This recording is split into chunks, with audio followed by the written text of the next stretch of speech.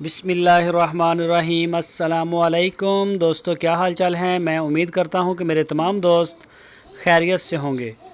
दोस्तों, मोहम्मद अहमद भाई आपके लिए लेके आए हैं पहला सुवा सहीवाल की गाय और मुंह से दो दांत। ये देखें, ये नौजवान आपको दांत भी चेक करवाएगा और सींग भी इसके कोई ख़ास नहीं, ये मिनी आप इसको बोल सकते हैं।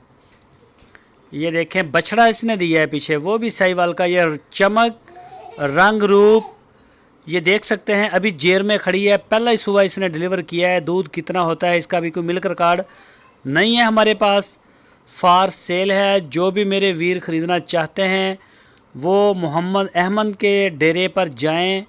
आपकी स्क्रीन के ऊपर उनका नंबर है, इस नंबर के ऊपर आप उनको व्हाट्सएप की कॉल या फिर मोबाइल कॉल कर सकते हैं। तो ये देखें, इसकी जो डिमांड की है उन्होंने इस गाय की 1,65,000 रुपये इसकी डिमांड की है। अभी जेर में खड़ी है, पहला सुबह सुई है और बछड़ा दिया है, मुंह से दो दांत है। ये रंग रूप, लेंथ, हाइट हर चीज़ आपके सामने है। बड़ी अच्छी माशाल्लाह गाय। ये थन भी आप चेक कर सकते हैं, बाकी मज़ीद आप वहाँ जाके देख सकते हैं।